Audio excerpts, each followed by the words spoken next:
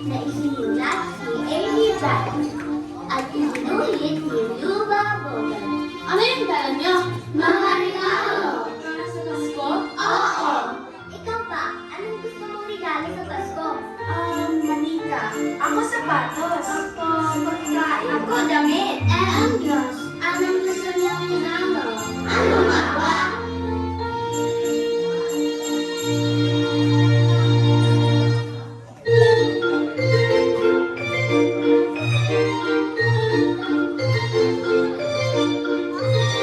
Gustong regalo ng Diyos sa Pasko. Sa box number 7, nakatago. Probably pasilipin ang tinitahid. Pinakamaganda regalo natin. Box number 1, Gabriel. Noong unang panahon, ang Diyos ay nagplano na ihandog sa lahat ang isang magarong Pasko. Dito niya sisimulan ang pagbibigay ng regalo. Makinig kayong mabuti dahil ikukwento ko sa inyo. Pero, bago natin simulan ang puso ng kwento, yung papel na ginagawa ni Gabriel, ipaliliwanag ko sa inyo. Yung unang panahon pa ay kasama na siya rito, bilang nagpapagsalita at anghel ng mensahero.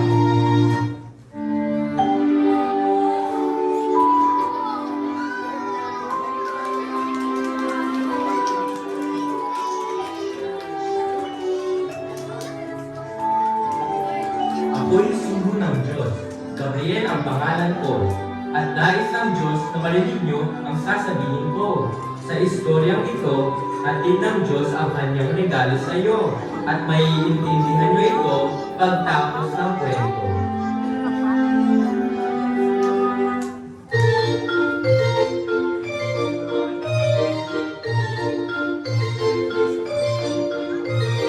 Gustong regalo ng Diyos sa Pasko.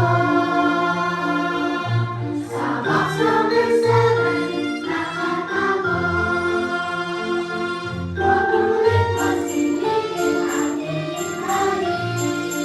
Pinakamaganda regalo natin. Box number 2, Maria.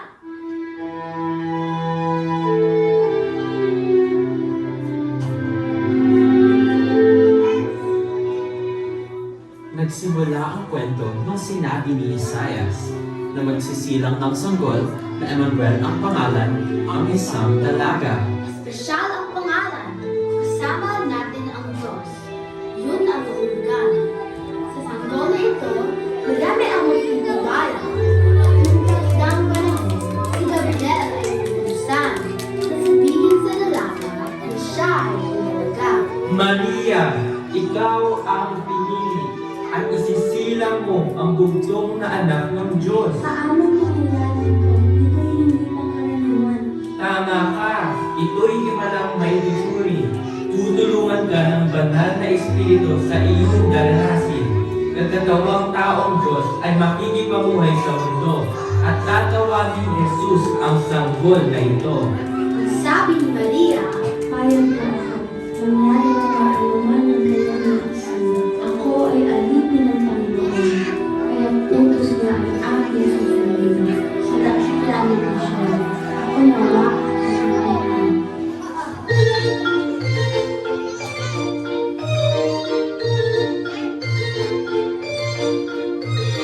gustong regalo ng Diyos sa Pasko. Sa box number 7, nakatago.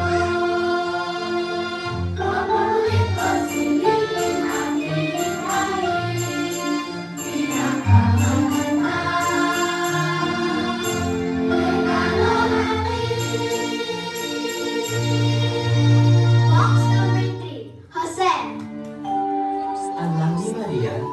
Jesus ay kanyang isisilang. Pero kailangan niya ng tulong ng isa pang magulang. At kailangan ni Jesus ng Ama sa mundo.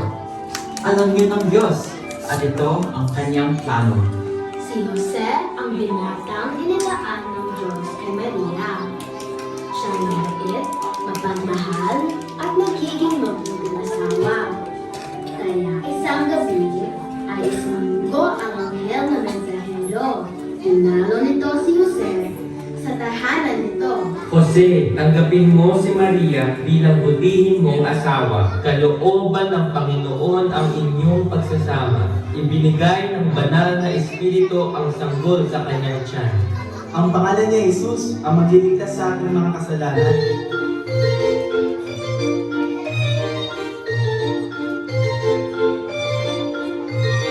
Gustong pekado ng Diyos sa Pasko. Sa box number 7, nakatago. Huwag ulit magsilipin ating itrayin. Pinagkakamanda, regalo natin. Pamahala ng bahay panagbilan. Hindi nagtagal, naglabas ng kautusan. Lahat kayo ay magbalik sa inyong pinagmulan. Patungo sa Bethlehem, ang mag-asawa'y naglakbay at pagdating roon, humanap sila ng bahay. Pero punong-puno, walang lugar para sa kanila.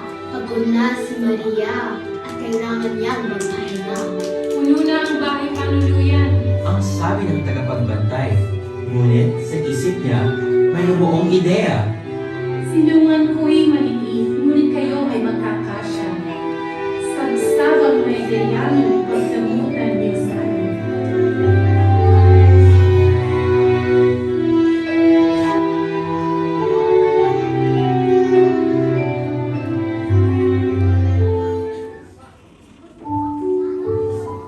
Nang gabi niyon, habang ang lahat ay payapa, sina Jose at Maria ay punong-puno ng tuwa. Isinilang doon ang anak ng Diyos. Hindi ito sorpresa dahil ito'y kanyang kaloob. Inihandog ng Diyos ang kanyang unang regalo noong mismong araw ng kauna-unahang Pasko. Sanggol sa sabsaban, ang pangalan ay Kristo. Pero hindi lang yon. Mas magarbo ang kanyang gusto at inihandog sa kanya ang puso ng kanyang nanay.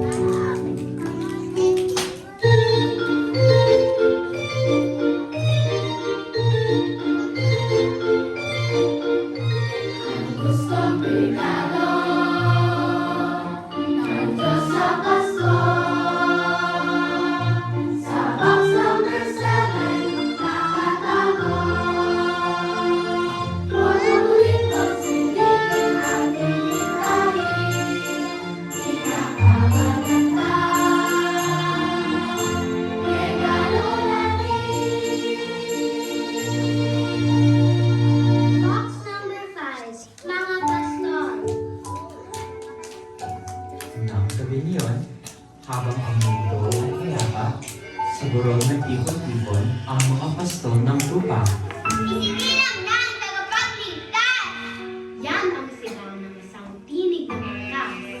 Narito na ang manunubos at ang greet niya sa atin ay kagalatang lubos. Ano ang tumambad sa kanilang harapan? Isang anghel na puting-puti ang kasuotan. Mata nito'y malaapoy, puno ng kakisigan. Magtungo kayo sa Bethlehem at sa sabsabay matatagpuan. Isang sanggol na bagong silang ang inyong palatandaan. Nahanap nila ang sabsaban na ang nagsisilbing ilaw ay matinding liwanag na lubos na nakakasilaw. Anong nangyari sa pagsilip ng mga pastol? Sila ay napaluhod. Nasa sabsaban ang sanggol. Narito siya! Ito ang palatandaan! Ang mga numero na si Jesus ay aming natagpuan. Nag-iisa kami sa unang pagdiliman ng Paskong Dakila.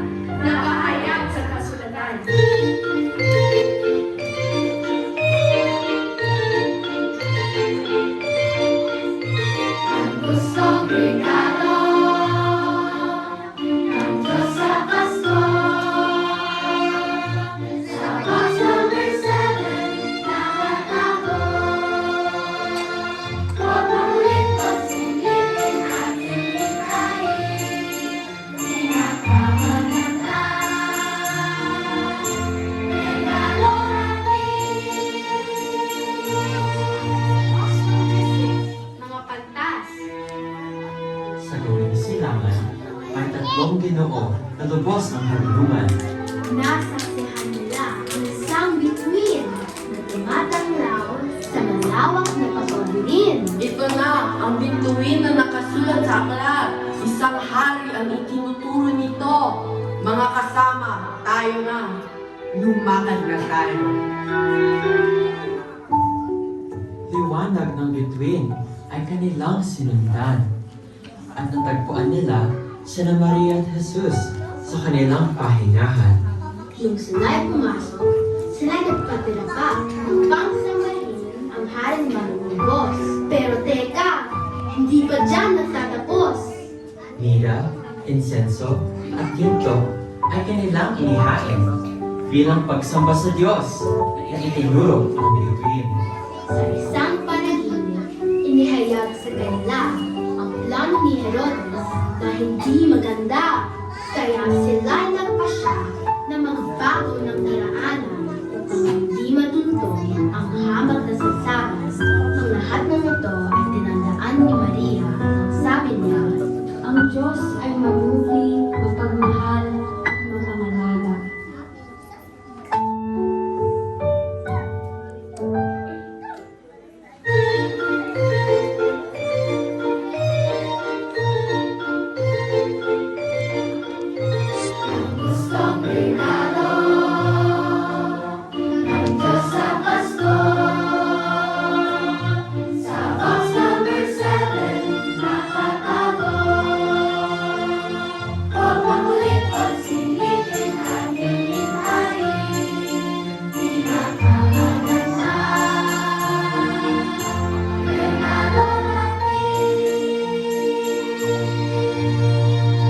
Box number 7.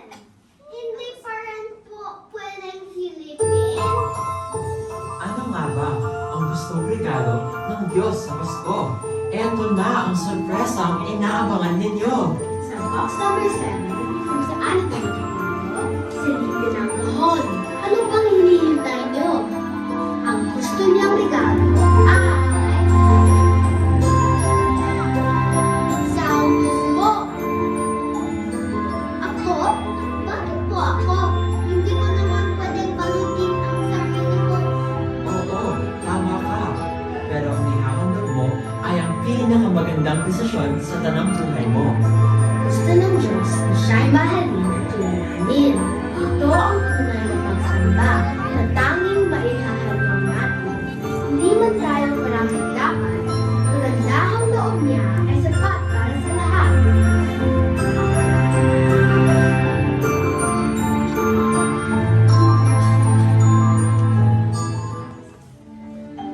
Sino ang gustong tumanggap kay Jesus?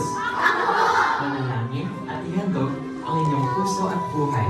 Sabihin mo, Jesus, kailangan kita. Jesus, kailangan kita. Patawarin mo ako sa aking mga sala. Patawarin mo ako sa aking mga sala. Tinatanggap kita. Tinatanggap kita. Bilang Panginoon ko. Bilang Panginoon ko. At tagapagligtas. At tagapagligtas. Baguhin mo ang aking buhay. Baguhin mo ang aking buhay. Upang sa langit, makasama kita habang buhay. Upang sa langit, makasama kita habang buhay. Kung dinasal mo ito, langit ay tuwang-tuwa. Dahil sa buhay mo, pinili mo na siya ang manguna. Gusto niyang kilalanin mo siya at piliin sa araw-araw na siya'y pasalamatan at mahalin at tunay na sambahin.